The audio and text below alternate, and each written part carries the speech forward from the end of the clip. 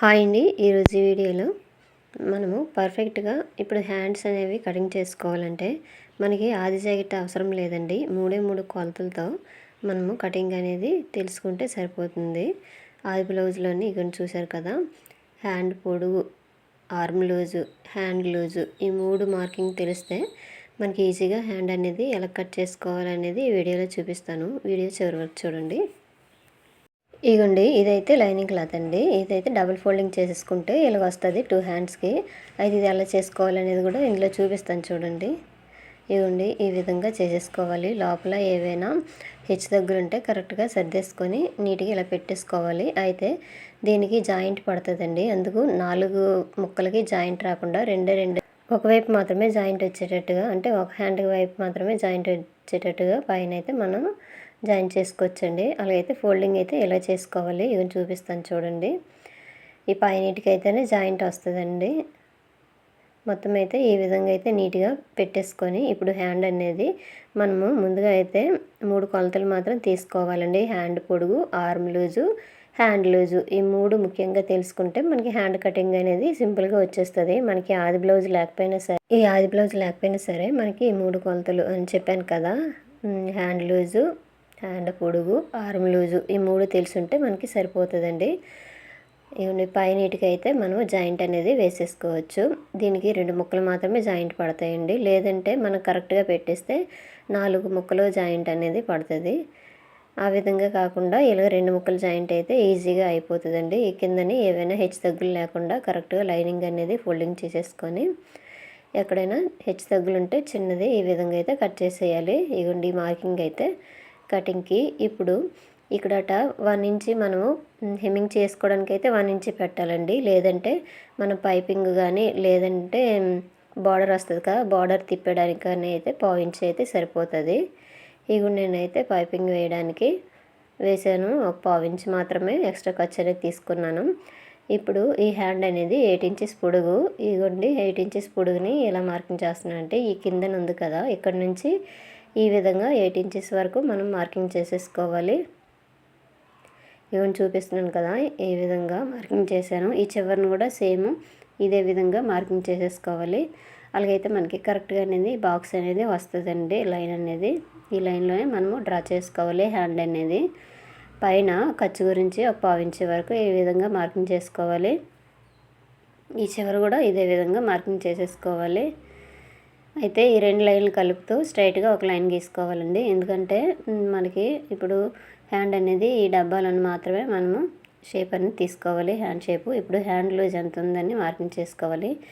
దీనికి hand loose అయితే 6.5 వచ్చిందండి.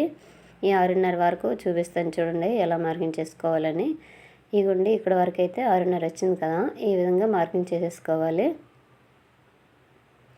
ఇక్కడ హ్యాండ్ లూజ్ మార్కింగ్ చేసుకున్నాక 2 ఇంచెస్ వరకు లేదంటే 1.5 ఇంచ్ వరకు మనం ఎక్స్ట్రా ఖర్చుల గురించి మార్కింగ్ చేసుకోవాలి. ఈ పైన చూపిస్తాను చూడండి. హ్యాండ్ ఇక్కడ అటు చంక్ డౌన్ ఇప్పుడు ఎంత తీసుకోవాలనేది, ఇది 8 ఇంచెస్ బ్లౌజ్ కదండి, అందువలన 3 ఇంచెస్ వరకు అయితే చంక్ డౌన్ పెట్టేసుకుంటే మనకి సరిపోతుంది. లేదంటే 3.5 అయినా పెట్టేసుకోవచ్చు. నేనైతే 3 ఇంచెస్ అయితే పెడుతున్నాను. ఇదిగోండి ఈ విధంగా. ఎందుకంటే మనం కుట్లు కలిపి మొత్తం అయితే మనకి 3.5, 3.5 దగ్గర వరకు వచ్చేస్తుందండి.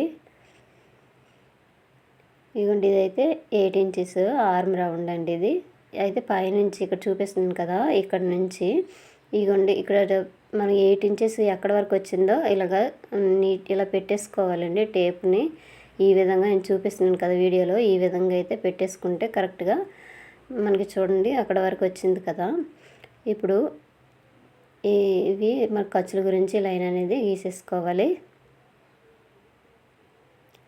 ఇప్పుడు పైనుంచి అయితే 1 ఇంచ్ వరకు అయితే మార్కింగ్ చేసుకోవాలి. ఇది మనకి షేప్ వచ్చేయడానికండి, హ్యాండ్ అనేది షేప్ వచ్చేయడానికి ఈ 1 ఇంచ్ అయితే మార్కింగ్ చేసుకోవాలి. ఇవన్నీ చూపిస్తుంది కదా, 8 ఇంచెస్ వరకు అయితే మార్కింగ్ చేసుకున్నాం కదా ఇందాక ఆర్మ్ లూజు. అక్కడ నుంచి ఇలాగ స్ట్రైట్గా ఇలా టేప్ పెట్టేసుకొని ఈ సెంటర్లోనే ఒక మార్కింగ్ చేసుకున్నాం అనుకోండి. ఈ మార్కింగ్ దగ్గర నుంచి చూపిస్తాను చూడండి, ఇలా క్రాస్గా అయితే 1/4 వరకు అయితే మనం మార్కింగ్ చేసుకుంటే ఇగోండి ఇక్కడ నుంచి ఇలా క్రాస్గా టేప్ పెట్టేసుకొని ఇలా మార్కింగ్ చేసేసుకొని ఇప్పుడు ఈ పైన 1 ఇంచ్కి పెట్టాం కదా, ఇక్కడ నుంచి ఇగోండి ఇక్కడ నుంచి ఈ 3 మార్కింగ్‌లు కలుపుతూ మనకు షేప్ అనేది తీసుకోవచ్చండి. ఇలా హ్యాండ్‌తోనైనా రౌండ్ తీసేసుకోవచ్చు. లేదంటే ఇగోండి చూపిస్తుంది కదా! ఆర్మ్ స్కేల్‌తోనైనా మనం రౌండ్ అనేది నీట్‌గా తీసేసుకోవచ్చు. అలాగైతే కరెక్ట్‌గా వచ్చేస్తదండి షేప్ అనేది. ఎక్కడ మనకి షేప్ అవుట్ లేకుండా ముడతలు రాకుండా కరెక్ట్‌గా వచ్చేస్తది హ్యాండ్ అనేది. ఇగోండి ఈ విధంగా కర్వ్ అయితే తీసేసుకోవాలి. ఇప్పుడు మరలా ఈ విధంగా తిప్పేసుకొని స్కేల్‌ని ఇందులో కలిపేయాలండి. చూపిస్తాను చూడండి వీడియోలో. ఈ విధంగా అయితే కలిపేసేయాలి. ఇప్పుడైతే వచ్చింది కదా! దీన్ని నీట్‌గా మనము ఇగోండి చూపిస్తుంది కదా! నీట్‌గా ఇలా చేసేసుకొని ఇగోండి ఈ విధంగా అయితే చేసేసుకున్నాం కదా! ఇప్పుడు హ్యాండ్‌కి మనకి లో కటింగ్ కూడా తీసేసుకోవాలి. అది ఎలా తీయాలనేది కూడా చూపిస్తాను చూడండి. అయితే ఇక్కడ ఇగోండి ఇక్కడ అటు సెంటర్‌లోన ఒక 6 ఇంచి వరకు ఇట్లా పెట్టేసుకొని 6 ఇంచి పెట్టాలండి. పావు ఇంచి అయితే పెట్టకూడదు. ఎందుకంటే ముడతలన్నీ వచ్చేస్తాయి. 6 ఇంచి లేదంటే 30 ఇంచి అయినా పెట్టేసుకోవచ్చు. ఇగోండి పైన ఇక్కడ 1 ఇంచ్ వరకు మార్కింగ్ చేసాం కదా! అక్కడి నుంచి ఇక్కడ వరకు ఇప్పుడు ముందు మార్కింగ్ చేసామో దాని వరకు ఈ స్కేల్ తోటి ఇలా తీసేసుకుంటే తర్వాత స్కేల్ని ఇలా తిప్పేసి ఇందాక 8 ఇంచెస్ వరకు మార్కింగ్ చేసాం కదా! అందులోన ఈ విధంగా కలిపేయాలండి. ఇది లో కటింగ్ అండి. ఇది ఫ్రంట్ పార్ట్‌కి వస్తది కదా!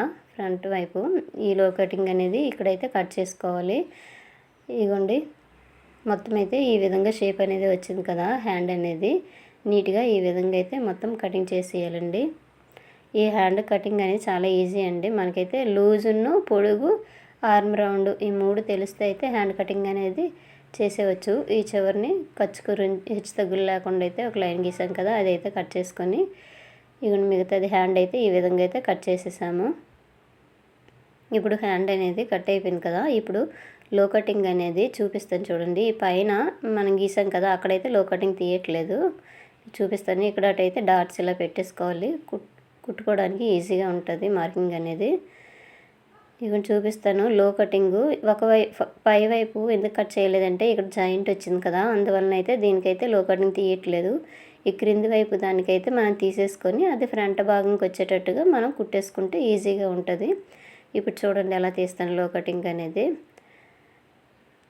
ఇగోండి ఇలాగా పెట్టేసుకొని ఈ టేప్ తోటి 1 ఇంచ్ వరకు అయితే మార్కింగ్ చేసేసుకోవాలి. ఇగోండి చూపిస్తాను చూడండి. ఇక్కడ వరకు అయితే మార్కింగ్ చేసేసుకోవాలి. అయితే మనము ఇందాక ఖర్చు గురించి కట్ చేసాం కదా చిన్న పీసు, అక్కడి నుంచి ఇలా ఫోల్డింగ్ చేసేసుకొని కరెక్ట్గా ఈ సెంటర్ నుంచి మనము మార్కింగ్ చేసుకుంటే ఆ మార్కింగ్ దగ్గర మనము ఒక 6 ఇంచ్ వరకు చూడండి టేప్ తోటి ఇలా 6 ఇంచ్ వరకు ఇట్లా మార్కింగ్ చేసేసుకుంటే ఈ మార్కింగ్ దగ్గరన మనమైతే ఇప్పుడు రౌండ్ అనేది తీసేసుకొని ఇక చూపిస్తుంది కదా స్కేల్ పెట్టేసి ఈ విధంగా తీసేసుకొని ఇగోండి ఈ విధంగా మార్కింగ్ చేసుకొని మళ్ళీ స్కేల్ ఇటువైపు తిప్పేసుకొని ఇలాగా మనము రౌండ్ తీసేసుకుంటే ఇది లో కటింగ్ అండి.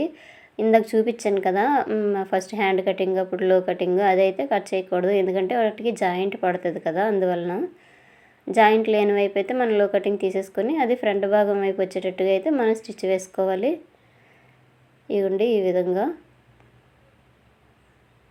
మీకు చూపించాలని ఇది కూడా చూపించానండి. ఇలాగ జాయింట్ లేకుండా ఉండే క్లాత్ మీద లో కటింగ్ ఎలా తీసేసుకోవాలనేసి. ఇవ్వండి ఇలాగ టక్స్ పెట్టుకుంటే ఇది ఫ్రంట్ వైపు వస్తుంది అని మనకి తెలుస్తుంది. చూసారు కదా కరెక్ట్గా హ్యాండ్ అనేది షేప్ అనేది నీట్గా వచ్చేసింది. అందువలన మీకు చూపిస్తున్నాను చూడండి. మనకి ఇంకేం లేదండి, ఒక 3 కొలతలు మాత్రమే తెలిస్తే ఈజీగా అయితే మనకి హ్యాండ్ అనేది కటింగ్ అనేది అయిపోతుంది. ఈ చివరిని చూపించాను కదా మనకి ఖర్చు, ఇవ్వండి ఈ ఖర్చు ఇక్కడైతే మనకి క్లాత్ అనేది జాయిన్ చేసేసుకోవాలి. ఒకవైపు అయితే మనకు ఉంది కదా, రెండో వైపు లేదు, అటువైపు మాత్రం మనం జాయిన్ చేసుకొని అప్పుడు స్టిచ్చింగ్ అనేది చేసుకోవాలి. ఇవ్వండి ఇప్పుడు ఈ ఖర్చుని మనము ఇందాక కట్ చేసేటప్పుడు ఇక్కడ చిన్న క్లాత్ మనం గీసాం కదండి, ఆ క్లాత్ అయితే దీనికి కటింగ్ చేసుకొని కుట్టేసుకోవచ్చు. ఇది ఎక్స్ట్రా క్లాత్ మాత్రమే అండి అందువలన ఈ విధంగా పెట్టేసుకొని కట్ చేసుకొని ఉంచుకున్నాం అనుకోండి, కుట్టేటప్పుడు ఈజీగా ఉంటుంది. ఇవ్వండి ఈ విధంగా మనకి సులువుగా ఉండాలంటే ముందుగానే ఇలాగ 2 ముక్కలు తీసేసుకొని ఇలాగ కట్ చేసుకొని పెట్టేసుకున్నాం అనుకోండి, కుట్టేటప్పుడు ఈజీగా ఉంటుంది. అంతేనండి. వీడియో నచ్చితే లైక్ చేయండి. Thank you.